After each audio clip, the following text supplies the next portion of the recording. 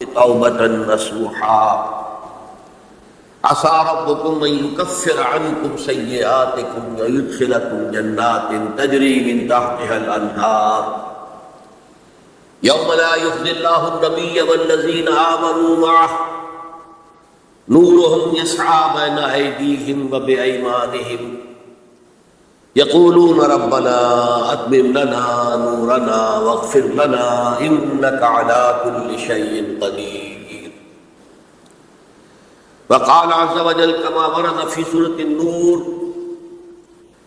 وتوبوا إلى الله جميعا أيها المؤمنون لعلكم تفلحون.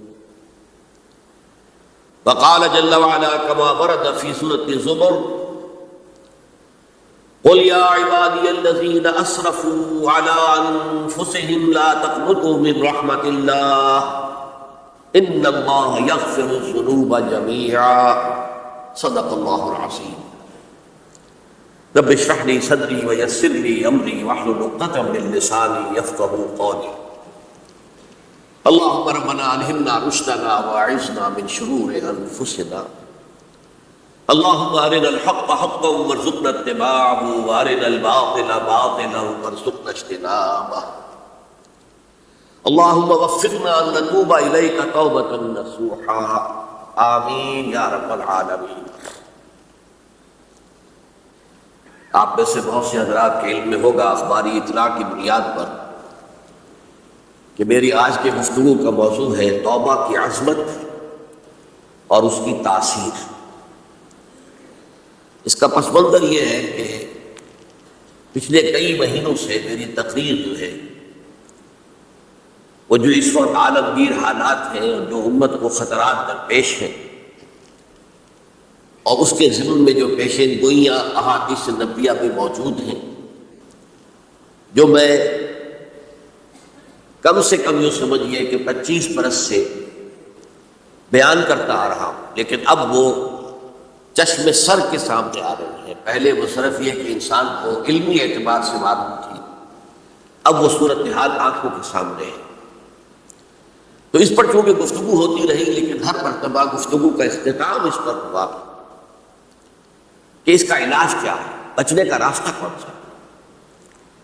تو عام طور پر ایک لفظ پر توبہ، البتہ اس میں انفرادی توبہ، اجتماعی. انفرادی توبہ سے انسان اپنے گناہوں کی سزا سے بچ جاتا ہے. آخرت میں اللہ تعالیٰ اسے اپنے عفو و درگزر کا، اپنی رحمت کا، اپنے فضل کا مستحق قرار دیتا ہے. لیکن دنیا میں قوم کی حالت نہیں بدلتی جب تک اجتماعی توبہ نہیں.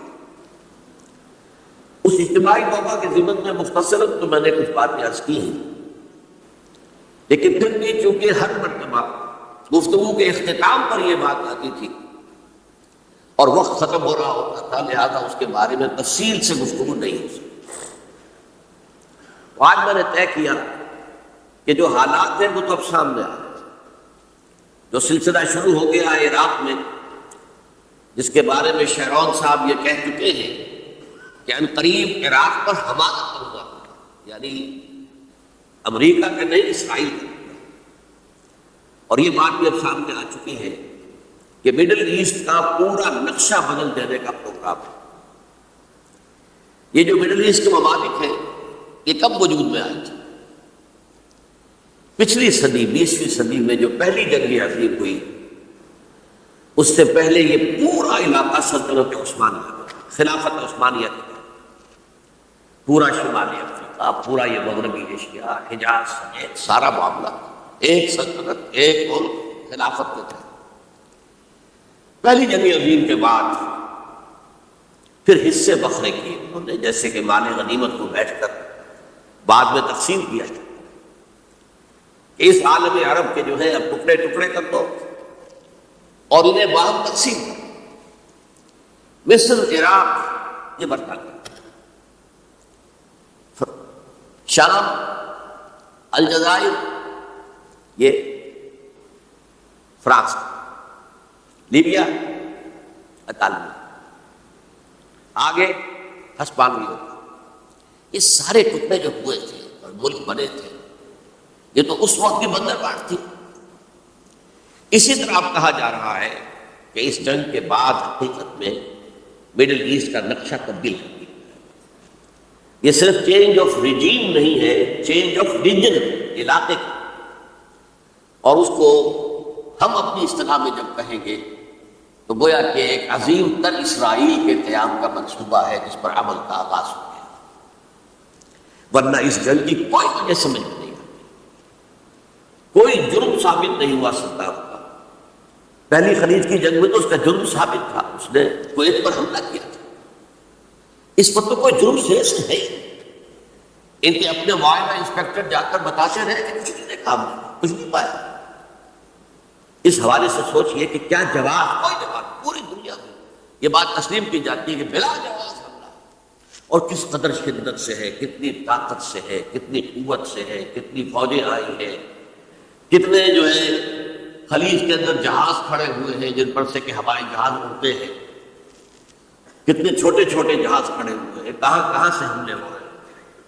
اصل میں وہ کتاب المناہب کے اندر حضور نے جن خبروں کی پیشن گوئی کی تھی وہ اب ہمارے سامنے ہے۔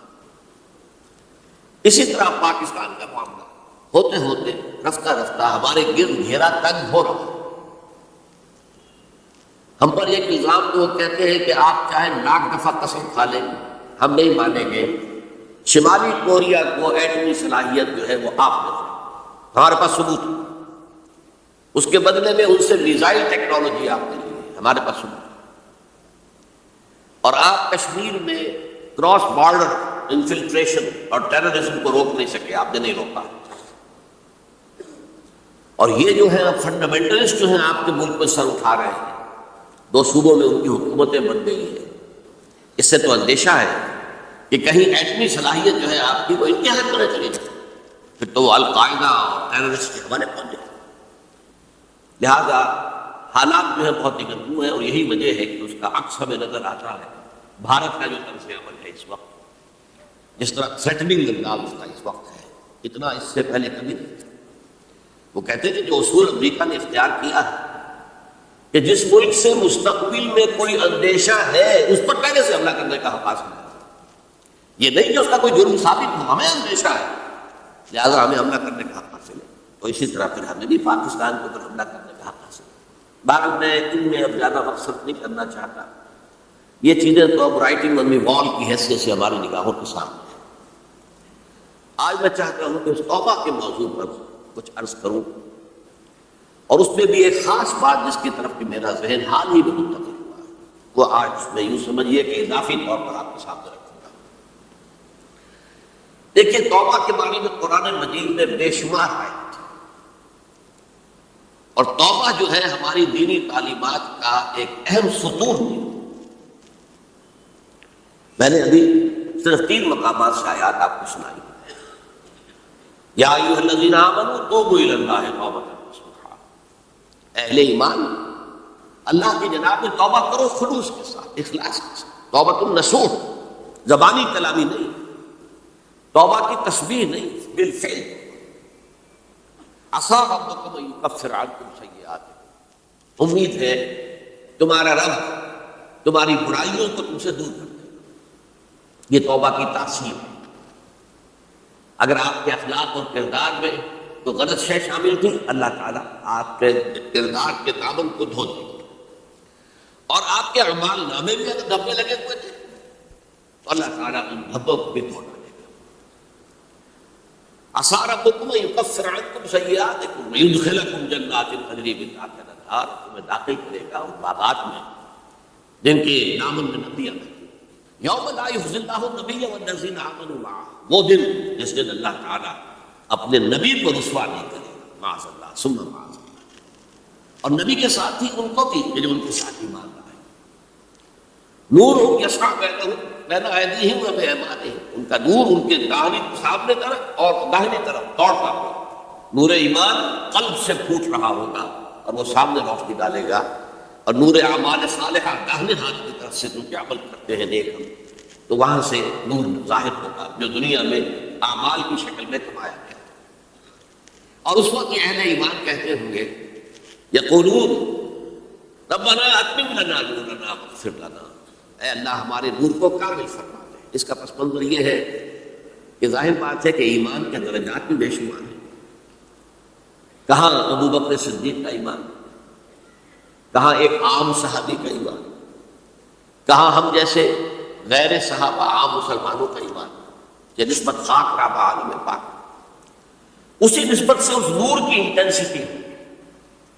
حضور نے فرمایا کچھ لوگوں کا نور تو اتنا ہوگا کہ وہ مدینے سے صنعاء تک اس کی روشنی پہنچ رہی ہو، یمن کے دارالحکومت تک، اور کچھ لوگوں کا نور اتنا ہوگا کہ صرف ان کے قدموں کے آگے روشنی ہو جائے گی، جیسے ٹارچ ہوتی ہے آپ کے ہاتھ۔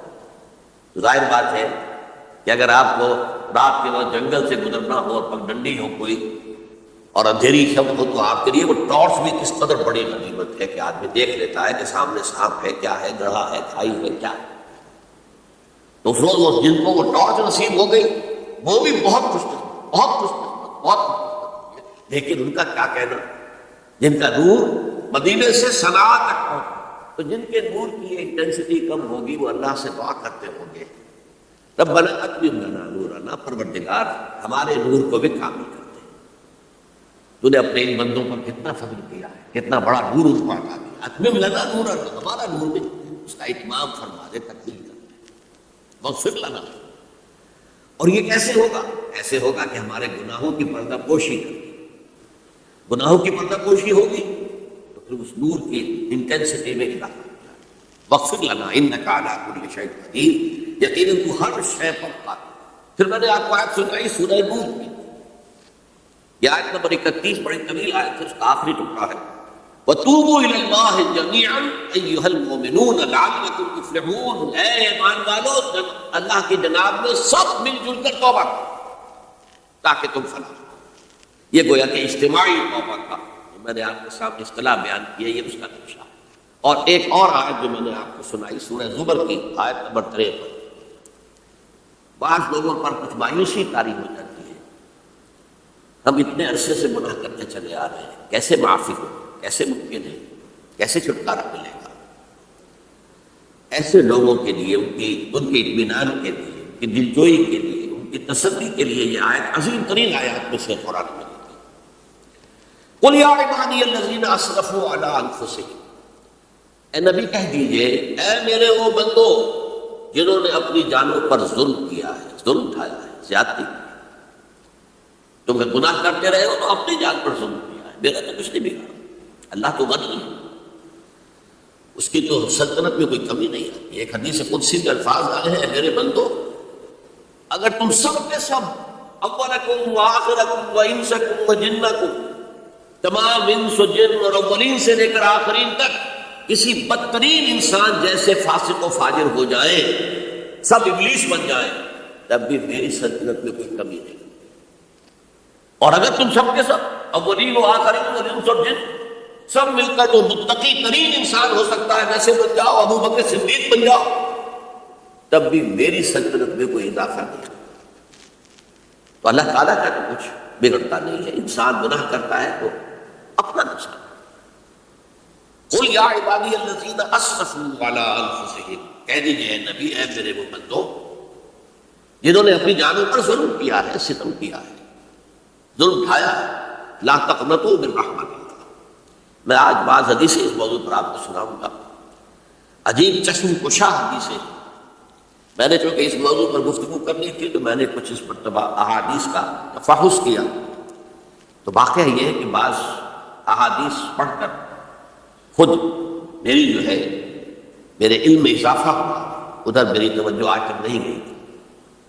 لا تقنطوا من رحمت اللہ، اللہ کی رحمت سے مایوس مت ہو، ان اللہ یغفر الذنوب جميعا، اللہ تعالیٰ تمام کے تمام گناہ معاف کرتے ہیں۔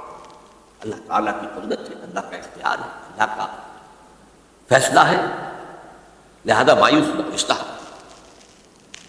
احادیث تو میں بعد میں آپ کو سناؤں گا، اس سے پہلے اس کا فلسفہ سمجھ لیجیے اصل میں کیا ہے۔ دیکھیے ایک ہے طبیعی اعمال، فزیکل، ان کا ہم دنیا میں اصول یہ دیکھتے ہیں کہ اس کے نتائج لازم اور اسے چھٹکارا نہیں مل سکتا۔ آپ نے سبزیاں کھایا تو مرے گے، چائے کھانے کے بعد آپ پر آپ نے خودکشی کا ارادہ کیا، سنکھیا کھا لیا، اب چاہے آپ پر ندامت ہو، پشیمانی ہو، پریشانی ہو، توبہ کریں، بچنے کا کوئی سوال نہیں بن رہی۔ اللہ یہ کہ اللہ تعالیٰ جو ہے اپنی معجزانہ کسی قدرت سے اس عمل کا جو طبعی نتیجہ ہے اس کو نکلنے سے روک دے۔ آگ کی فطرت ہے کہ وہ جلاتی ہے، اللہ کے حکم کے تحت حضرت ابراہیم کو اس نے نہیں جلایا، یا نار کونی بردن سلام علی ابراہیم، لیکن یہ ہمیشہ نہیں ہوتا، یہ تو ایک دفعہ ہو گیا بس۔ اللہ جب چاہے اب بھی کر سکتا ہے، لیکن یہ روز روز نہیں ہوتا۔ روز روز جو بھی فزیکل لاز ہے وہ چل رہے ہیں، اگر وہ نہ چلے تو کوئی سائنس پاسبل ہی نہ ہو، کوئی ٹیکنالوجی ممکن ہی نہ ہو۔ یہ تو ان فزیکل کیمیکل لاز جو ہیں ان کا دوام ہے، جس کی وجہ سے ساری سائنس اور ٹیکنالوجی اب کہاں سے کہاں پہنچ رہی ہے کہ عروج آدم خاکی سے انجم سے ہمیں جاتے ہیں کہ یہ ٹوٹا ہوا تارا کہیں وہی کامل نہ بن جائے۔ تو یہ توبہ جو ہے فزیکل اعمال میں مفید نہیں ہے، چاہے آپ پر یہ احساس میں کیا کر بیٹھا، کیا میں نے کیا، کیوں میں نے کھا لیا، یہ سب کیا، وہ توبہ سب کرے۔ جو اخلاقی اعمال ہیں ان کا قانون یہ نہیں ہے، اخلاقی اعمال کے نتائج ختم ہو جاتے ہیں توبہ کے ساتھ۔ یہ ایک بہت بڑا بہت بڑا ایسا نہیں ہے کہ کسی گناہ سے انسان کی فطرت میں کوئی ایسی مستقل کدی واقع ہو جائے کہ جس کی اصلاح کی کوئی صورت ہی نہ ہو۔ بڑے سے بڑے توبہ کرو، خلوص سے دل سے کرو، جو اس کے اصول ہیں، جو اس کے قواعد ہیں، جو اس کے ضوابط ہیں، جو اس کی شرائط ہیں، ان کو پورا کرو۔ تو بڑے سے بڑے اعمال، برے سے برے اعمال، میں حدیثیں آج آپ کو سناؤں گا، حیران کروں، کیونکہ عام طور پر یہی ہوتا ہے کہ مواعظ میں چونکہ لوگوں کو اصلاح کی ترغیب دلانی ہوتی ہے تو وہ جو انذار کا پہلو ہے اسے زیادہ نمایاں کیا ہے۔ اللہ کی طرف سے شدید الانتقام، اللہ انتقام دینے والا، اللہ سزا دینے والا ہے، لیکن یہ دوسرا پہلو جو ہے وہ بھی اپنی جگہ پر بہت اہمیت کا کہ طبیعی اعمال کے نتائج اور عواقب اور اخلاقی اعمال کے نتائج اور عواقب یہ ایک جیسے نہیں ہیں۔ اب اس معاملے میں تاریخ مذاہب عالم میں جو بہت بڑی غلطی ہوئی، تورات میں حضرت آدم اور حوا علیہ السلام سے جو غلطی اور خطا ہو گئی تھی، آپ اندازہ کیجئے کیا مقام اللہ نے عطا کیا تھا، سارے فرشتوں کو ان کے سامنے سجدہ کروا دیا تھا، اور ایک ہی حکم تو دیا تھا نا کہ اس درخت کے قریب نہ جانا، اور تو ابھی کوئی شریعت نہیں تھی، کوئی لمبے چوڑے احکام نہیں تھے، کھاؤ جہاں سے چاہو، اس ایک درخت کے پیچھے پاس نہ بیٹھو، فَلَا تَقْرَبَا هَٰذِهِ الشَّجَرَةَ فَتَكُونَا مِنَ الظَّالِمِينَ، اور وہی کام کر بیٹھے حضرت آدم اور حضرت حوا علیہ السلام۔ کتنا بڑا ہوگا، کتنا بڑا، لیکن قرآن نے وضاحت کر دی کہ آدم نے توبہ کی، اللہ نے معاف کر دیا۔ اللہ تعالیٰ سے کلمات سیکھے، ندامت دل میں پیدا ہو گئی حضرت آدم، لیکن الفاظ نہیں تھے، کن الفاظ میں اللہ سے معافی مانگوں، مجھ سے خطا ہو گئی، بہت بڑی غلطی، وہ الفاظ ہی اللہ نے سکھائے۔ فَتَلَقَّىٰ آدَمُ مِن رَبِّهِ كَلِمَاتٍ، یہ ہے جس میں کہ علامہ اقبال کا ایک شعر ہے ان کے نوجوانی کے دور کا، جس پر میں بھول رہا ہوں کہ صاحب دہلوی تھے یا کوئی اور تھے کہ جنہوں نے علامہ سے کہا تھا میاں اس عمر میں، اور یہ شعر اس بڑی محفل میں بات آئی تھی کہ موتی سمجھ کے شان کریمی نے چن لیے قطرے جو تھے میرے عرق انفعال کہتے ہیں عربی میں پشیمانی، شرمندگی، اور عام طور پر جب کسی انسان پر پشیمانی اور شرمندگی طاری ہوتی ہے تو پیشانی جو ہے اس پر کچھ پسینہ ساتا ہے، تو قطرے جو تھے میرے عرق انفعال کے موتی سمجھ کے شان کریمی نے چن لیے، اللہ کی نگاہ میں ان کی اتنی قیمت، ان کی اتنی موقت میرے بندے نے پشیمانی اختیار کی ہے اپنے اس غلط کام کے اوپر، اسے رنج اور افسوس ہو رہا ہے، اور اللہ کی نگاہ میں اس کی یہ عظمت ہے، یہ قیمت ہے۔ تو اللہ تعالیٰ نے جب حضرت آدم کے دل میں وہ پشیمانی پیدا ہو گئی تو الفاظ نہیں تھے، کن الفاظ میں؟ ہم کہتے ہیں نا کہ مجھے سمجھ نہیں آ رہا کہ میں کس منہ سے آپ سے بات کروں، میری یہ حیثیت نہیں ہے، میں کن الفاظ میں اپنی جو ہے خطا کا اعتراف، تو اللہ نے وہ کلمات خود سکھا دیے، فَتَلَقَّىٰ آدَمُ مِن رَبِّهِ كَلِمَاتٍ فَتَابَ عَلَيْهِ إِنَّهُ هُوَ التَّوَّابُ الرَّحِيمُ۔ یہ چیز کہیں تورات جب دوبارہ مرتب ہوئی ہے تو وہ نکل گئی، اس میں رہ گئی، باقی اس میں شامل نہیں۔ یہ تاریخی اعتبار سے جان لیجئے، تورات جو ہے وہ آج سے 2500 بلکہ 2600 برس قبل سے دنیا سے غائب۔ یہ تورات کا جو نسخہ تھا یروشلم میں 587 قبل مسیح میں، جب نبوکدنضر نے، شاید آج کل آپ دیکھ رہے ہوں یہ عراق کی جنگ میں عراق کے جو خاص ڈویژنز ہیں عراقیوں کے ریپبلکن گارڈز کے، ان میں سے ایک کا نام جو ہے وہ نبوکدنضر ڈویژن، ایک کا حمورابی ڈویژن۔ حمورابی جو ہے عراق کا بہت پرانا بادشاہ تھا اور تاریخ انسانی میں سب سے پہلا قانون اس نے مرتب کیا۔ حمورابی یہ بہت پرانی تہذیب ہے، دنیا کی غالباً سب سے زیادہ اینشنٹ تہذیب جو ہے وہ عراق کی ہے۔ حضرت ابراہیم یہی پیدا ہوئے شہر عرب۔ تو نبوکدنضر نے جب تباہ کیا تھا یروشلم کو، 6 لاکھ آدمیوں کو قتل کیا اور 6 لاکھ کو قیدی بنا کر لے گیا بیبیلونیا، بابل کا لفظ بھی آج کل آ رہا ہے۔ کسی زمانے میں وہ عظیم شہر تھا دنیا کا، وہ معمولی سا شہر رہ گیا، نئے شہر بڑھ گئے۔ تو اس وقت سے اس نے جب یروشلم میں جو ہیکل سلیمانی حضرت سلیمان کی بنائی ہوئی مسجد تھی اس کو جب گرایا، اس کے بعد سے وہیں پر وہ نسخہ رکھا ہوا تھا، پھر دنیا میں وہ نسخہ نہیں گیا۔ یہودیوں کا کہنا ہے کہ موجود ہے مسجد اقصیٰ کے نیچے، وہ جب اس نے گرایا تھا تو جو نیچے تہخانے تھے وہ نہیں گرے تھے، وہ محفوظ رہتے، اوپر ملبہ آ گیا اور وہیں پر وہ تورات اور وہ تابوت سکینہ جس میں حضرت موسیٰ کا عصا بھی رکھا ہوا ہے اور بہت سے وہ من اور سلوہ کے بھی کتنے نمونے رکھے ہوئے ہیں، وہ تابوت سکینہ اس کا قرآن مجید میں سورہ بقرہ میں ذکر ہے، وہ بھی موجود ہے۔ اور جو ربائی وہاں اس وقت تھے ان کے علماء، ان کی لاشیں بھی وہاں پڑی ہوئی ہیں، وہ جب ہم کھدائی کریں گے تو دنیا میں سامنے آ جائے گی۔ لیکن بہرحال اس وقت جو مجھے کہنا تھا وہ یہ کہ چونکہ اصل تورات اس وقت گم ہو گئی، 150 سال کے بعد اسے پھر یادداشتوں سے کچھ مرتب کیا گیا تو اس میں غلطیاں پیدا ہو گئی۔ اب انسانی یادداشت کا معاملہ آ گیا، انہیں میں سے ایک بڑی غلطی یہ ہوئی، اومیشن یہ ہوئی کہ حضرت آدم نے جو توبہ کی اور اللہ نے قبول فرما لیا، اس کا ذکر اس نے نہیں۔ اس سے نتیجہ عیسائیوں نے کیا اختیار کیا کہ وہ اوریجنل سن کہتے ہیں اسے، وہ ابتدائی گناہ تھا عظیم جو ہمارے جد امجد آدم سے سرزد ہوا تھا، اس گناہ کا اثر جو بھی بچہ نسل آدم میں پیدا ہوتا ہے وہ لے کر، یہ زمین و آسمان کا فرق ہے۔ اسلام کے نزدیک ہر بچہ جو پیدا ہوتا ہے وہ معصوم ہے بلکہ مسلم ہے، کل مولود یولد علی الفطرہ، جو بھی بچہ پیدا ہوتا ہے وہ فطرت اسلام پر پیدا ہوتا ہے۔ فَأَبَوَاهُ يُحَوِّدَانِهِ أَوْ يُمَجِّسَانِهِ أَوْ يُنَصِّرَانِهِ، یہ تو والدین ہیں اس کے جو اسے مجوسی یا عیسائی یا یہودی بنا دیتے ہیں، ورنہ وہ تو مسلمان ہوتا ہے، فطرت کی کلین سے لے کر آتے ہیں۔ عیسائیت کہتی ہے کہ ہر انسان جو پیدا ہوتا ہے بنیادی طور پر گناہگار ہے، اپنے جد امجد کے گناہ کا بوجھ لے کر آ رہا۔ اب اس کا علاج انہوں نے پھر کیا تجویز کیا، یہ ہے کہ ایک غلطی پر دوسری غلطی اور دوسری پر تیسری غلطی، خشت اول تو نہد بیمار کچ تاثریہ بھی ربط دیوار کچ۔ اب اللہ نے جب دیکھا ہر بندہ جو ہے آدم کی اولاد کا بنیادی طور پر پیدائشی طور پر گناہ گار ہے تو اب کیا کیا جائے، تو اللہ نے اپنا اکلوتا بیٹا، سلبی بیٹا مسیح یسوع اسے زمین پر بھیجا۔ یہ الفاظ میرے ہیں کہ اسے قربانی کا بکرا بنا کر اور ان سب کی طرف سے قبول کر لیا، گناہ گاروں کی طرف سے، کہ ان کے گناہ کا کفارہ ہو جائے گا جو عیسیٰ کو مانے۔ یہ عقیدہ ہے عیسائی۔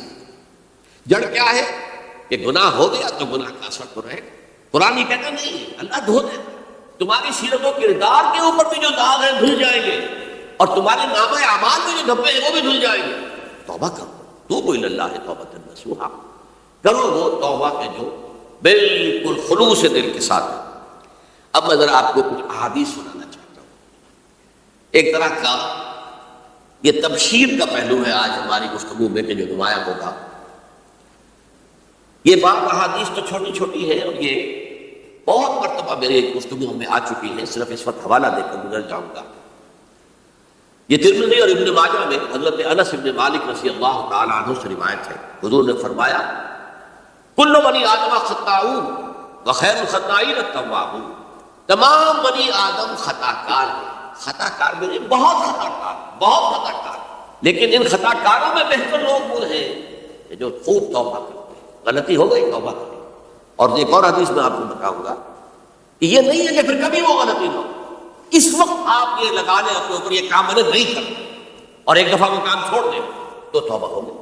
پھر اگر کچھ عرصے کے بعد پھر کہیں آپ جذبات کی رو میں بہ گئے، پھر کہیں کوئی برے اثرات جو ہیں وہ پڑے، پھر غلطی کی بات پھر ہو گیا، تب واپس اسی کا بار بار توبہ کرنا۔ تو کل بنی آدم خطاؤون وخیر الخطائین التوابون۔ دوسری حدیث یہ بھی ابن ماجہ اور بہقی میں ہے، حضرت عبداللہ بن مسعود رضی اللہ تعالی عنہ، التائب من الذنب کمن لا ذنب له، گناہ سے توبہ کرنے والا ایسے ہے جیسے اس نے کبھی گناہ کیا ہی، دھل جاتی ہے، تختی دھل گئی، بچے نے تختی لکھی تھی اس کو دھو دیا، ختم۔ ایک حدیث تو پڑھ کر میں بھی چونکا، یہ اصل میں اسلوب ہے بیان کا، بتانے کے لیے کہ تمہارے دلوں کے اندر مایوسی کا غلبہ نہ ہو۔ مایوس اصل میں جو ہے مایوسی یہ ابلیسیت ہے، نوٹ کر لیجیے اس کو۔ مایوسی ابلیسیت کی کا عکس، مبلس کہتے کسے جو مایوس ہو گیا، ابلیس سب سے بڑھ کر مایوس ہے وہ ابلیس، اسے معلوم میرا چھٹکارا تو نہیں ہے، لہذا میں جتنا کو اپنے ساتھ لے کر جہنم میں جھونک دوں یہی میری کمائی ہے، میں نے تو بچنا نہیں۔ تو ابلیس کہتی ہے اس کو جو انتہائی مایوس، مبلس، جو رحمت خدا بندی سے مایوس ہو چکا۔ اب اس کو دور کرنے کے لیے حدیث سنیے، اور یہ حدیث مسلم شریف کی ہے، صحیح ہے، حضرت ابو ہریرہ سے حضور فرماتے ہیں والذی نفسی بیدہ، قسم ہے اس ذات کی جس کے ہاتھ میں میری جان ہے، لو لم تذنبوا، اگر تم لوگ گناہ نہ کرتے، لذهب اللہ بکم، تو اللہ تعالیٰ تمہیں لے جاتا کہیں اور، ولجاء بقوم یذنبون، اور پھر کسی ایسی مخلوق کو پیدا کرتا جو گناہ کرتے، فیستغفرون اللہ، اور پھر وہ اللہ سے استغفار کرتے اور توبہ کرتے، فیغفر لہم، اور اللہ تعالیٰ انہیں معاف کرتے۔ تو میں نے عرض کیا کہ یہ بات چیز ہوتی ہے کہ جن کا واقع سے کوئی تعلق نہیں ہوتا، لیکن ایک زور بیان کے لیے ایک بات کو ایمفیسائز کرتے، جیسے قرآن مجید میں آتا ہے، اے نبی کہہ دو ان کان للرحمن ولد فانا اول العابدین، اگر اللہ کا کوئی بیٹا ہو تو میں سب سے پہلے میں اس کو پوجوں گا، جب میں اللہ کو پوچھتا ہوں تو اللہ کا اگر کوئی بیٹا ہوتا تو کیا میں اس سے نہ پوچھتا، لیکن نہیں ہے۔ اب یہ نہیں ہے، نفی کے لیے زور دیا کہ اگر اللہ کا کوئی بیٹا ہوتا، لو کان للرحمن ولد فانا اول العابدین۔ اسی طرح یہ ہے کہ اگر انسان گناہ نہ کرتے اور گناہ کے بعد توبہ کر کے اللہ تعالیٰ کی شان غفاری کا ظہور نہ ہوتا، یہ بھی ایک عجیب فلسفے کی بات ہے، اللہ نے یہ کائنات کیوں پیدا کی؟ قرآن مجید میں اس کو براہ راست ایڈریس نہیں کیا گیا اس مسئلے کو، میرے علم کی حد تک۔ ہو سکتا ہے کہیں بہت خفی انداز میں ہو اور ابھی تک میری نگاہ سے بھی جو ہے وہ چھپا رہ گیا، ہو سکتا ہے قرآن مجید کے غامض نکات ایسے ہو سکتے۔ کوئی شخص، میں تو کہتا ہوں کہ اگر کوئی شخص کہتا ہے، میرے بارے میں ایک عالم دین نے کہہ دیا تھا کہ اسے قرآن پر بڑا عبور حاصل ہے، تو میں نے انہیں پیغام پہنچایا، جن صاحب نے مجھے ان کا یہ جملہ سنایا تھا کہ آپ نے قرآن کی توہین کی ہے، قرآن پر عبور کسی انسان کو، عبور کا مفہوم کیا ہے؟ دریا کے دو کنارے ہیں، آپ اس کنارے سے اس کنارے چلے گئے تو آپ نے عبور کیا دریا، قرآن کے کنارے ہے ہی نہیں، لا پیدا کنار۔ لہذا یہ کہہ دینا کسی کے بارے میں کہ قرآن مجید، اب انہوں نے تو ایک طرح سے میری تعریف کی تھی، میرے ایک ساتھی سے جملہ کہا تھا، ان کے وہ عزیز تھے، تو گویا کہ وہ جو میری تنظیم میں تھے ان کو خوش کرنے کے لیے کہہ دیا ہو یا جو بھی ہو، ان کے دلی جذبات ہو سکتا ہے کہ میں نے کہا انہیں یہ میرا پیغام پہنچا دیجیے، آپ نے قرآن کی توہین کی، قرآن پر عبور کسے ہو سکتا؟ نہ معلوم کتنے مقامات ہیں جہاں امام راضی بھی کھڑے ہوئے ایسے نظر آتے ہیں، دہشت زدہ، اعلم من هذا المقام مقام غامض مہیب عمیق، ہوشیار کے رہ پردہ میں تیغ قدم رہا، ہوشیار ہو جاؤ، یہ بڑا خطرناک مقام ہے، بہت مشکل مقام ہے، اس کے تہ تک پہنچنا کسی کے لیے ممکن نہیں۔ سورہ حدید کی آیت هو الاول والآخر والظاہر والباطن، پر یہ الفاظ ہیں جو امام راضی نے لکھے۔ تو اس لیے میں آپ سے عرض کر رہا ہوں کہ یہ کہنے کا انداز ہے، والذی نفسی بیدہ لو لم تذنبوا، اس ہستی کی قسم جس کے ہاتھ میں میری جان ہے، اگر تم گناہ نہ کرتے، تو میں عرض کر رہا تھا تو اللہ کی شان غفاری کیسے ظاہر ہوتی ہے؟ اللہ نے کائنات کیوں پیدا کی؟ کنت کنزا مخفیا فاحببت ان اعرف فخلقت الخلق. محدثین کرام اگرچہ اس حدیث کی سند کو پختہ نہیں مانتے، لیکن اکثر مفسرین نے اس کو تسلیم کیا ہے. علامہ آلوسی نے تسلیم کیا کہ میں ایک چھپے ہوئے خزانے کے مانند تھا. اب خزانہ کہیں پڑا ہے، اس کا کیا حاصل کیا ہے؟ وہ تو کہیں کھلے کسی کے پاس جائے تو اسے فائدہ اٹھائے تب تو فائدہ ہوا. تو کنت کنزا مخفیا، میرے اندر طاقت تھی، قوت تھی، خلاقی تھی، میری شان ساری میرے اندر ہی اندر تھی. کنت کنزا مخفیا فاحببت ان اعرف، تو میں نے یہ چاہا کہ مجھے پہچانا جائے. فخلقت الخلق، تو میں نے خلق کی تخلیق کی. اب مجھے پہچانو اس کائنات کے ذریعے سے، یہ میری تخلیق ہے. آؤ دیکھو، ایک مصور اپنی تصویروں کی نمائش لگا، دیکھو میرے شاہکار، آؤ دیکھو یہ میرے فن کے کمال کے نمونے، آؤ دیکھو. تو یہ ہے سب. دیکھو زمین آسمان، ان فی خلق السماوات والارض واختلاف اللیل والنہار والفلک التي تجری فی البحر بما ينفع الناس وما انزل الله من السماء من ماء فاحیا به الارض من بعد موتها. یہ ساری آیات ہیں بہت کرو. اور اسی لیے انسان کو پیدا کیا جس میں یہ فیکلٹی آف اپریسیشن، اللہ کے حسن و جمال و کمال کو پہچاننے کی صلاحیت ہے. ورنہ ظاہر بات ہے کہ یہ جمالات کیا پہچاننے گے اللہ کو، پہاڑ کیا پہچانے گا اللہ کو پہچاننے کی صلاحیت انسان میں. تو یہ چونکہ ایک فلسفہ ہے باقاعدہ کہ اللہ نے تعالیٰ، اسی سے میں کہہ رہا ہوں اگر گناہ نہ ہوتا اور پھر توبہ نہ ہوتی اور میں اس کو معاف نہ کرتا تو میری شان غفاری کا ظہور کیسے ہو؟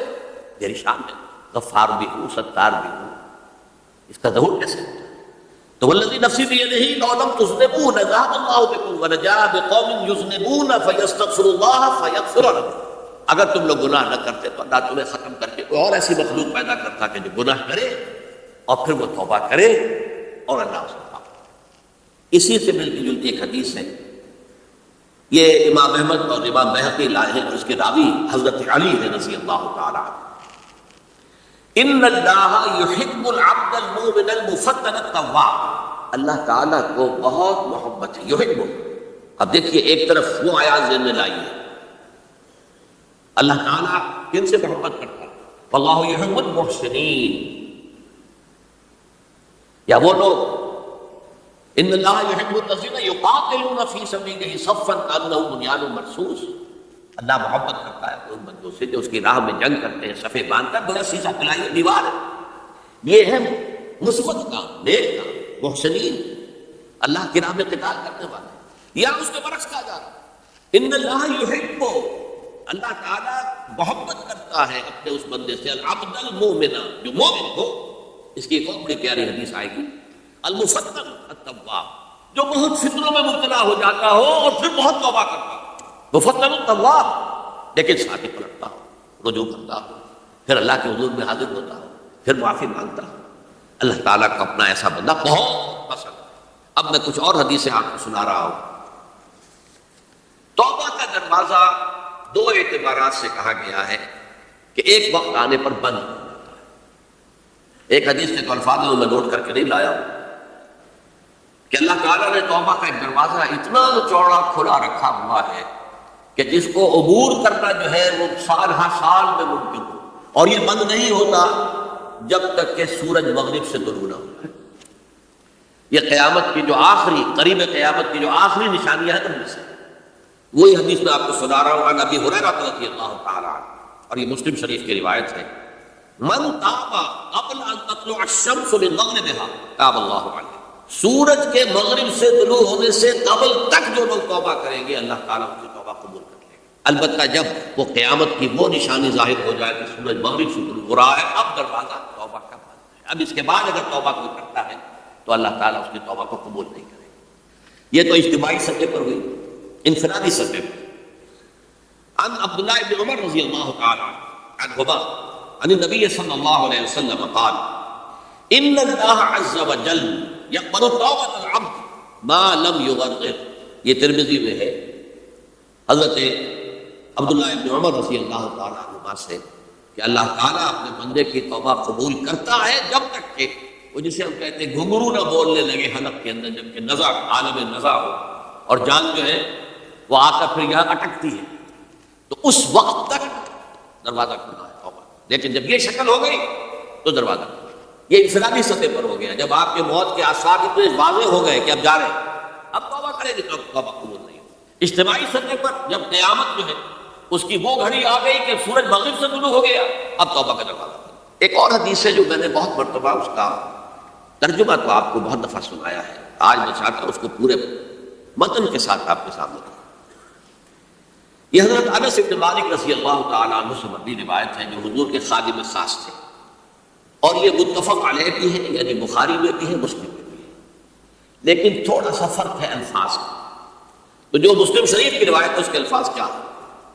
للہ اشد فرحا بتوبۃ عبدہ حین یتوب الیہ، جان لو اللہ تعالیٰ کو زیادہ خوشی ہوتی ہے اپنے کسی گناہ گار بندے کی توبہ سے جب کہ وہ توبہ کرتا ہے۔ کس سے زیادہ ہوتی ہے؟ اب اس کی ایک تفصیل من احدکم، ایک ایسے شخص سے بھی زیادہ بڑھ کر خوشی ہوتی ہے کان علی راحلتہ بارض الفلات، کہ جو بہت ہی دور دراز کے اور سنسان علاقے میں سفر کر رہا تھا، فانتحرفت منہ، اس کی سواری جو ہے گم ہو گئی، وعلیہا طعامہ وشرابہ، اسی پر اس کا کھانا بھی تھا اور پانی بھی تھا، اونٹنی پر سفر کر رہا تھا، اسی پر ہوتا ہے راحلہ جو ہے راستے کا سامان۔ اچانک کہیں بیٹھا ہے تھوڑی دیر کے لیے سستانے کے لیے، کہیں اونٹ آ گئی اور اونٹنی صاحب غائب ہو گئی۔ اب آنکھ کھلی اور اس نے دیکھا، فَأَيَّسَ مِنْهَا، تلاش کر کر کے مایوس ہو گیا، کہیں اونٹنی کا سراغ نہیں۔ اب ظاہر بات ہے کسی صحرا میں یہ کیفیت، اس کا مطلب کیا ہے؟ یقینی موت۔ فَأَتَىٰ شَجَرَةً فَاسْتَجَعَ فِي ظِلِّهَا وَقَدْ أَيَسَ مِنْ رَاحِلَتِهِ، تو وہ ایک درخت کے نیچے اس کے سائے میں آ کے لیٹ گیا، گویا کہ موت کی امید۔ فَبَيْنَهُمَا وَهُوَ كَذَٰلِكَ إِذْ هُوَ بِهَا قَائِمٌ، اس کی کہیں دوبارہ آنکھ لگی ہے جو کھولا تو دیکھا گھنٹے تو موجود ہے کھڑے، تو وہ فوراً اس کی وہ جو رسی ہے وہ پکڑتا ہے، فَأَخَذَ بِخِتَامِهَا ثُمَّ قَالَ مِن شِدَّةِ الْفَرْحِ، اب جو اسے مسرت ہوئی اس کا آپ اندازہ کر سکتے ہیں، ایک یقینی موت کا معاملہ آ چکا تھا، اور اچانک اللہ تعالیٰ نے وہ کھوئی ہوئی اونٹنی جو ہے وہ واپس دلا دی۔ تو وہ کہنا تو یہ چاہتا تھا، اللہ تو میرا رب ہے، میں تیرا بندہ ہوں، لیکن جسے ہم کہتے ہیں کہ خوشی کی انتہا فرد مسرت میں ایسی زبان لڑکھڑائی، اس نے کہا اللہم انت عبدی وانا ربک، اے اللہ تو میرا بندہ ہے، میں تیرا رب ہوں۔ یہ کہتے ہیں یہ کیا ہے؟ فرد مسرت جسے آپ خوشی کی انتہا، کہ جس میں انسان جو ہے اتنی بڑی خطا کر بیٹھتا ہے۔ اللہ کو اپنے کسی گناہ گار بندے کی توبہ سے اس سے بھی زیادہ خوشی۔ اب ظاہر بات ہے کہ تماثیل کس لیے؟ بعض لطائف، بعض حقائق اتنے لطیف ہوتے ہیں کہ ان کو بیان نہیں کیا جا سکتا بتمام الکمال، تو مثالوں کا سہارا ہے۔ اللہ کو کتنی خوشی ہوتی کیا سمجھیں گے؟ لہذا یہ مثال تو سمجھ میں آ گئی نا کہ ایک لقودق صحرا میں انسان سفر کر رہا تھا، ایک ہی اونٹنی ہے، اسی پر اس کا پانی ہے، اسی پر اس کا کھانا ہے، کہیں ٹھہرا ہے تھوڑی دیر کے لیے، اونٹنی غائب ہو گئی، اور اس کے بعد تلاش کر کے شمال مغرب جنوب ہر جگہ دیکھ لیا آپ نے، کہیں اونٹنی کا سراغ نہیں۔ اب موت کے انتظار میں لیٹ گیا کہ اچانک دیکھتا ہے کہ اونٹنی موجود ہے، تو وہ اس شدت فرح میں یہ کہہ بیٹھتا ہے اللہم انت رب انت عبدی وانا ربک انا للہ و انا الیہ راجعون۔ اب دیکھیے ایک حدیث وہ آ رہی ہے، اور اس کو یوں سمجھیے، اللہ تعالیٰ نے جو انسان پیدا کیے ہیں ان کے مزاج مختلف ہیں۔ ان میں کچھ لوگ ہوتے ہیں جو قوی ہوتے ہیں ارادے کے، جو فیصلہ کر لیا جائے، کچھ لوگوں میں وہ قوت ارادی اتنی مضبوط نہیں ہوتی، وہ ادھر ادھر سوچتے رہتے ہیں۔ کچھ لوگ جسمانی طور پر بہت توانا ہوتے ہیں، کچھ لوگ جسمانی طور پر پیدائشی طور پر کمزور ہوتے ہیں۔ تو اگر کوئی قوت ارادی کمزور رکھنے والا شخص ہے، وہ تو اللہ کی تخلیق ہے، اللہ کا بندہ ہے، خطاؤں کا دور ہو جاتا ہے، توبہ کرتا ہے، پھر کچھ عرصے کے بعد پھر خطا کا دور ہو جاتا ہے، پھر توبہ کرتا ہے، تو ہم تو یہ سمجھیں گے کہ ایک حد کے بعد پھر اس کی توبہ قبول نہیں ہونی چاہیے۔ لیکن حدیث سنیے، وعن ابی ہریرہ رضی اللہ تعالی عنہ قال قال رسول اللہ صلی اللہ علیہ وسلم ان عبدا اذنب ذنبا، یقیناً ایک بندہ جو ہے وہ ایک گناہ کرتا ہے، فقال، پھر وہ کہتا ہے رب، اے میرے پروردگار، اذنبت فاغفر، مجھ سے گناہ ہو گیا ہے، مجھے معاف کر۔ فقال ربہ، تو پروردگار یہ کہتا ہے اعلم عبدی ان لہ ربا، یغفر الذنب ویأخذ به، میرا یہ بندہ یہ جانتا ہے کہ اس کا ایک رب ہے جو گناہ معاف بھی کر سکتا ہے اور سزا دے بھی سکتا ہے. کیا معنی ہوئی؟ گناہ اس نے کیا ہے لیکن جانتا ہے اللہ کہ وہ معاف بھی فرما سکتا ہے، تبھی تو وہ اللہ سے معافی کی درخواست کر رہا ہے. اس کے اس جاننے کی بنیاد پر، اس کے اس علم کی بنیاد پر، اس کے اس ایمان کی بنیاد پر فرمایا غفرت لعبدی، میں نے اپنے بندے کو معاف کر دیا. ثم مکث ما شاء اللہ، پھر وقت گزرا جتنا کہ اللہ نے چاہا. ثم اذنب ذنبا، پھر اس سے گناہ ہو گئے. فقال رب اذنبت ذنبا فاغفر، پھر کہتا ہے پروردگار مجھ سے گناہ ہو گیا، پھر مجھے معاف فرما دے. فقال ربہ، اللہ فرماتا ہے علم عبدی ان له ربا یغفر الذنب ویأخذ به، میرا بندہ ہے نا جو جانتا ہے کہ اس کا ایک رب ہے، ایمان باللہ اس کے اندر ہے، تبھی تو پکار رہا ہے. اور یہ بھی جانتا ہے کہ وہ گناہ معاف بھی کر سکتا ہے اور چاہے تو پکڑ بھی سکتا ہے، سزا بھی دے سکتا ہے. تو فرمایا، اللہ تعالیٰ فرماتے ہیں میں نے فرمایا میں نے معاف کر دیا. ثم مکث ما شاء اللہ، پھر ایک عرصہ گزرا اس کے بعد. ثم اذنب ذنبا، پھر اس نے گناہ کیا. قال رب اذنبت ذنبا آخر، اس نے کہا پروردگار میں نے پھر ایک اور گناہ کر دیا، فاغفر لی، مجھے بخش دے. فقال اعلم عبدی ان له ربا یغفر الذنب ویأخذ به، میرا بندہ جانتا ہے نا کہ اس کا ایک رب ہے جسے وہ پکار رہا ہے، کہ وہ جانتا ہے کہ اسے اختیار حاصل ہے کہ چاہے تو بخش دے اور چاہے تو پکڑ دے. اس کے اس علم، اس ایمان کی بنیاد پر میں نے اسے معاف کر دیا. ایک اور حدیث، میں نے چونکہ اس گفتگو کے لیے ان احادیث کا تفحص کیا ہے، یہ تو بہت سی حدیثیں میں نے ان میں سے کچھ چنی. ہمارے بعض واعظ ناصح وہ بھی کسی شخص کو روکتے رہے، برائیوں سے روکتے رہے، نہیں رکتا، تو کہیں غصے میں آ کے اللہ تجھے کبھی معاف نہیں کرے. یہ کتنا بڑا جرم ہے، اس کا اندازہ کیجیے اس حدیث سے. تو میرے بندے کو میری رحمت سے مایوس کر رہے، کتنا بڑا جرم ہے اس کا اندازہ کیجیے. یہ مسلم شریف کی روایت ہے عن جندب، حضرت جندب رضی اللہ تعالیٰ عنہ سے، ان رسول اللہ صلی اللہ علیہ وسلم حدث، کہ اللہ کے رسول صلی اللہ علیہ وسلم نے ایک واقعہ بیان کیا. ان رجلا قال، کہ ایک شخص نے یہ کہا واللہ لا یغفر اللہ لفلان، کہ خدا کی قسم اللہ تعالیٰ فلاں شخص کو کبھی معاف نہیں کرے. وان اللہ تعالیٰ قال، اس پر اللہ تعالیٰ نے یہ فرمایا من ذا الذی یتعالی علیہ، یہ کون ہے جو میرے اوپر حکومت کرنے والا آ گیا، جو میری طرف سے حکم لگا رہا کہ میں کبھی معاف نہیں کروں گا. من ذا الذی، کون ہے وہ شخص، الذی یتعالی علیہ انی لا اغفر لفلان، کہ میں فلاں شخص کو کبھی معاف نہیں کروں گا. قد غفرت لفلان، اس کو تو میں نے معاف کر دیا. محبت تو عملہ، اس شخص کے تمام اعمال میں نے ضائع کر دیے کہ تم نے میرے بندے کو مایوس کیا. یہ ہے جرم کی انکار. تو توبہ کی دعوت دیتے رہو، توبہ کے لیے لوگوں کو آمادہ کرتے رہو، توبہ جو ہے اس کے لیے ترغیب دیتے رہو. اللہ تعالیٰ معاف فرمانے والا. اب آخری حدیث سنا رہا ہوں، یہ تو بہت ہی عجیب حدیث ہے اور متفق علیہ، بخاری اور مسلم دونوں میں. حضرت ابو سعید الخدری رضی اللہ تعالیٰ عنہ جو ہے اس کے راوی، حضور نے فرمایا کان فی من کان قبلکم رجل قتل 99 نفسا، تم سے پہلے جو امت تھی بنی اسرائیل، ان کا ذکر ہے، اس میں ایک آدمی ایسا تھا جس نے 99 قتل کیے. اب آپ اندازہ کیجئے کتنا بڑا گناہ کبیرہ ہے قتل. قرآن مجید میں آتا ہے فَكَأَنَّمَا قَتَلَ النَّاسَ جَمِيعًا، اگر ایک انسان کو بھی ناحق قتل کر دیا گیا تو یہ ایسی ہے گویا کہ اس نے پوری نوع انسانی کو قتل کیا. اس نے 99 قتل کیا. فَهَلْ لَهُ مِن تَوْبَةٍ، پھر اس کے بعد یہ ہوا کہ اس کے اندر توبہ کا جذبہ پیدا ہوا. فَسَأَلَ عَنْ أَعْلَمِ أَهْلِ الْأَرْضِ، تو اس نے پھر سوال کیا، لوگوں سے پوچھا کہ زمین میں رہنے والوں میں کون سب سے بڑا عالم ہے. فَدُلَّ عَلَىٰ رَاهِبٍ، تو اسے بتایا گیا فلاں راہب فلاں جگہ پر ہے، وہ بہت نیک ہے، بڑا عالم ہے. فَأَتَاهُ، وہ اس کے پاس آیا.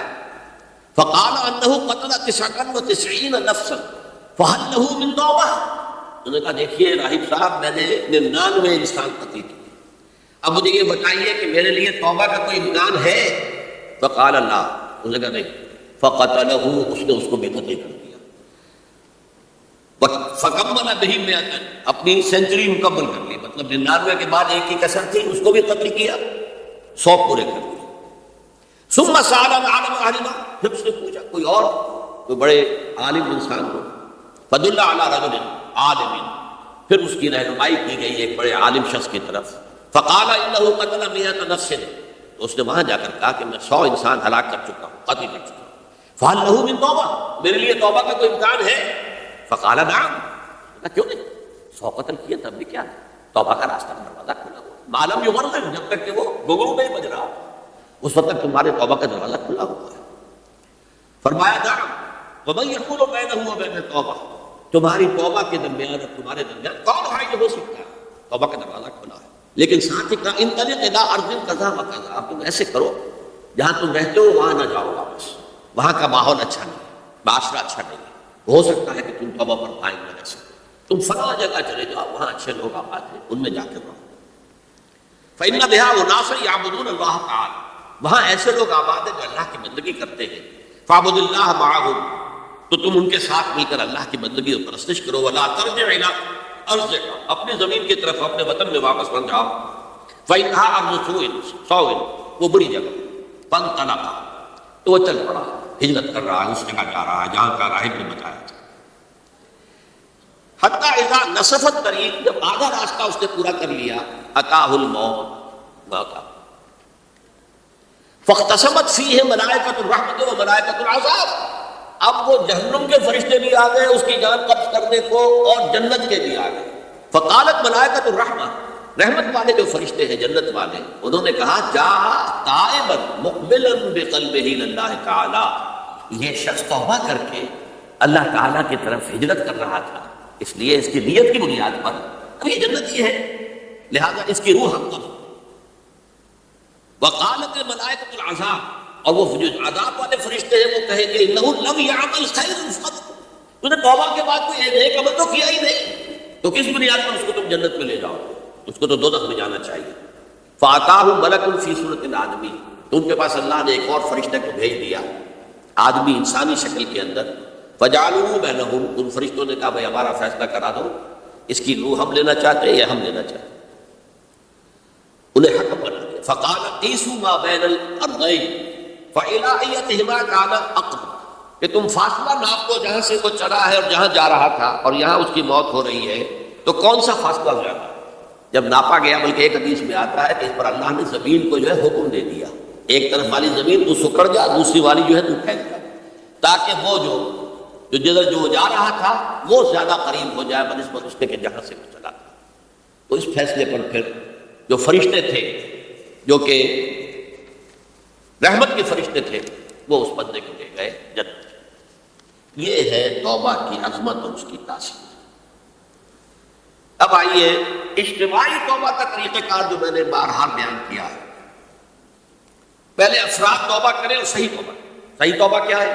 ہماری زندگیوں میں کوئی حرام شے ہے فوراً نکالنا. ہماری معاشرت اور اس معاشرے میں رہتے ہوئے جو قانون ہے جس کے ہم پابند ہیں، ہم کسی زانی کو رجم نہیں کر سکتے، ناممکن ہے، یہ تو قانون ہی بنے گا تب ہوگا. ہم کسی چور کا ہاتھ نہیں کاٹ سکتے، تو قانون بنے گا تو ہوگا. تو ہم جن چیزوں پر عمل نہیں کر سکتے قانوناً، ان کے علاوہ باقی پوری شریعت جس پر عمل کیا جا سکتا اس پر عمل پیرا ہوتا ہے. سود میں بند نہیں کر سکتا، بینکوں کو میں آگ نہیں لگا سکتا، اور بینکوں کو آگ لگا دیں گے تبھی سود تو ختم نہیں ہوگا.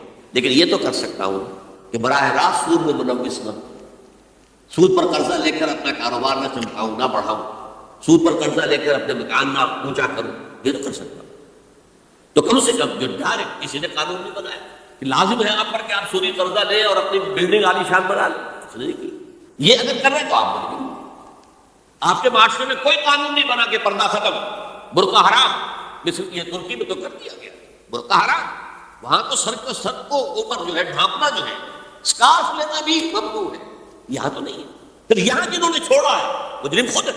یہاں تو اللہ کا شکر ہے کوئی ایسا مصطفیٰ کمال پیدا آج تک نہیں ہوا ہے کہ جس نے ان چیزوں کا حکم دیا. ہاں ترغیب ہے، ذرائع ابلاغ کے ذریعے سے، فحاشی ہے، اریانی ہے، لیکن چوز آپ خود کرتے ہیں، فیصلے کا اختیار آپ کا. تو جن چیزوں کے اندر بھی گناہ سے بچنے کا امکان ہے اس کو عملاً ترک کیا جائے. اور نمبر 2، عزم مصمم کر لیا جائے کہ اللہ اب بقیہ زندگی جتنی بھی ہے اس میں اپنی توانائیاں، اپنی قوتیں، اپنی صلاحیتیں صرف کروں گا تیرے دین کی تبلیغ اور تیرے دین کے قائم کرنے کی جدوجہد. عزم مصمم. یہ لوگ اگر 14 کروڑ میں 14 لاکھ بھی ہو جائیں، بہرحال 2-4 کی توبہ کرنے سے ملک کی قسمت نہیں بدلتی، معتدل تعداد کے اندر جو ہے یہ لوگ اگر ایسے ہو جائیں، اور پھر یہ کہ وہ مل کر اگر زور لگائیں تو واقعتاً اس ملک کے اندر شریعت اسلامی کا نفاذ ہو سکتا ہے، اللہ کا نظام قائم کیا جا سکتا ہے۔ یہ ملک بنایا اسی لیے ہے۔ تو یہ توبہ کا جو ہے اجتماعی توبہ کا یہ پوری تفصیل تو میں بارہا بیان کر چکا ہوں۔ آج جو میں نے کہا تھا کہ ایک بات کی طرف میرا ذہن حالیہ منتقل ہوا ہے، اس سے پہلے نہیں۔ یہ توبہ کرنے والے لوگ جب تک 14 لاکھ نہیں 1400 ہی ہو، لیکن یہ اگر دعا کریں گے اللہ تعالیٰ کے خلوص کے ساتھ تو ان کی دعا قبول ہوگی۔ دعا بہت بڑی ہے، اب دعا و مخل عبادت، ٹھیک ہے، بڑا لمبا راستہ لگتا ہے یہ کہ 14 لاکھ انسان توبہ کرے یا 2 لاکھ یا 3 لاکھ انسان توبہ کرے، صحیح معنی میں توبہ کرے، اور پھر وہ جمع ہوئے طاقت بنے، تن من دھن لگانے کے لیے، جانے دینے کے لیے تیار ہو جائے۔ تو لگتا ہے یہ کہ کافی لمبا ہے کہ دراز و دور دیدن رہو رسم پارسائی، یہ تو بڑا لمبا راستہ ہے۔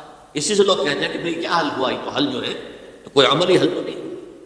اس میں میرا ذہن منتقل ہوا ہے دعا، اجیب دعوت الداع اذا دعا، اب من یجیب المضطر اذا دعا، بھلا وہ کون ہے جو کسی مضطر کسے کہتے ہیں، ایک شخص نہایت پریشان حال ہو گیا ہو، نہایت پریشان حال، اور میں اللہ کو پکارے، پروردگار تو میری دستگیری فرما، اللہ کسی اور طرف مجھے کوئی توقع نہیں رہی، کوئی نہیں رہا جس سے مجھے کوئی امید۔ یہ مضطر اضطرار کی حالت میں آ کر جب بالکل بے چین ہو کر اللہ کو پکارتا ہے تو اللہ اس کی دعا قبول کرتا ہے، اور دعا کی حد یہاں تک بھی آتے ہیں الفاظ کہ لا یرد البلاء قضاء الا بالدعاء، تقدیر الہی کو بھی اس لیے 2 حصوں میں تقسیم کیا گیا، تقدیر مبرم، ایک تو اللہ کا وہ فیصلہ ہے جو ٹل نہیں سکتا کسی صورت میں، ایک تقدیر معلق ہوتی ہے تو صحیح اللہ کا فیصلہ، لیکن اس میں تبدیلی ہو سکتی ہے۔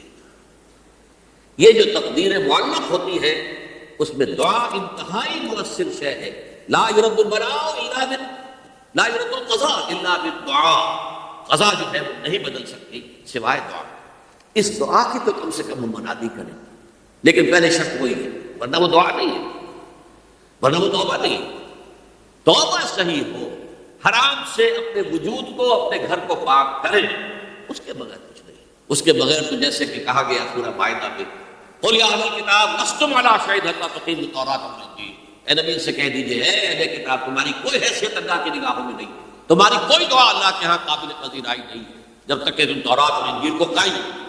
لہٰذا دعائیں تو نہ مانو، 30 لاکھ آدمی جو ہے حج کے موقع پر کیسی کیسی دعائیں مانگتے ہیں، کہاں جا رہی ہے دعائیں، کہاں ہے ان کی قبولیت کیا سن۔ توبہ صحیح ہو، اور توبہ کے بارے میں آج میں نے امکانی حد تک آپ کے سامنے آج ترغیب و تشویق کا پہلو رکھا۔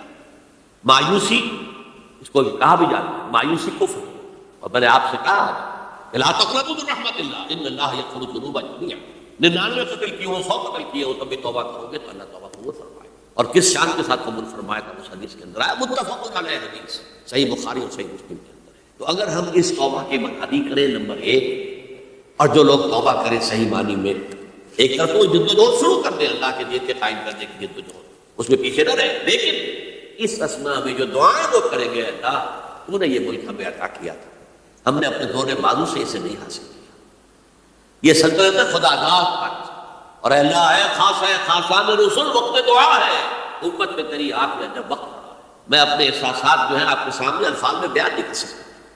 یہ جب یروشلم کی تباہی ہوئی تھی جس کا میں نے ذکر کیا ہے، 6 لاکھ انسان قتل ہوئے تھے، اور 6 لاکھ کو نبوکدنضر جو تھا وہ ہاتھ کر بھیڑوں بکریوں کی طرح بیبلونیا لے گیا تھا، اس سے پہلے کتنے ہی نبی اہل کتاب تھے، وہ کہتے رہے تھے کہ ہوش کرو توبہ کر لو، بلکہ ایک جگہ کے الفاظ یہ ہے درخت کی جڑ پر کلہاڑا رکھا جا چکا ہے، اب بھی ہوش میں آ جاؤ، ہوش میں نہیں آئے۔ دنیا پرستی جو بھی ان کے نفس پرستی جو بھی ان کے اوپر مسلط ہو چکی تھی اس نے انہیں توبہ نہیں کی، تباہی و بربادی ہو گئی۔ آج ہماری نگاہوں کے سامنے عراق کے ساتھ کیا ہو رہا ہے، بغیر اس کے کہ کوئی جرم ہو، بغیر اس کے ہم تو بڑے بڑے جرم کر چکے ہیں ان کی نگاہ میں۔ نان پرولیفریشن ٹریٹی جو ہے اس کے خلاف ہمارا عمل جا رہا ہے پوری دنیا کے اندر، انہوں نے کہا کہ ہم اس کو ایٹمی صلاحیت تو نہیں پھیلنے دیں گے۔ وہ ایک خاص وقت میں افغانستان میں انہیں ہماری ضرورت تھی، اپنے اصل دشمن USSR اپنے مقابل کی طاقت کو ختم کرنے اس وقت انہوں نے اپنا منہ جو ہے پھیر لیا تھا، نہیں دیکھا تھا، اور ہمارے یہاں اللہ کی یہ رحمت آ گئی کہ ایٹمک صلاحیت بھی حاصل کی، اور پوری دنیا میں شاہ عبداللہ نے کہا تھا، پرنس عبداللہ نے، کہ یہ آپ کا نہیں ہے، یہ جو نواز شریف صاحب سے جب اس کا ہم نے دھماکہ کیا، یہ بم آپ کا نہیں ہے، یہ پوری امت مسلمہ کا۔ کیسے یہ برداشت کر سکتے ہیں یہودی اور یہودیوں کے اعلی کار، خاص طور پر Protestants, west white Anglo Saxon Protestants. تو سمجھ لیجئے کہ پاکستان کی جڑوں پر بھی تیشہ رکھا۔ یہ میرے احساسات کی اس سے کم میں تعبیر ہو نہیں سکتی، لیکن اب بھی امکان ہے، اب بھی امکان۔ توبہ کرو، توبہ کراؤ، مل جل کر طاقت بنو، کوشش کرو کہ یہاں اسلام کا نظام آ جائے، اور اس اسنا میں بھی دعا کرو اللہ تعالیٰ سے کہ اللہ ہمیں مہلت عطا فرما دے، ہمیں کچھ اور مہلت عطا فرما دے، اے اللہ ہمیں کچھ اور مہلت عطا فرما دے۔ بارک اللہ لی و لکم فی القرآن العظیم و نفعنی و ایاکم بالآیات والذکر الحکیم۔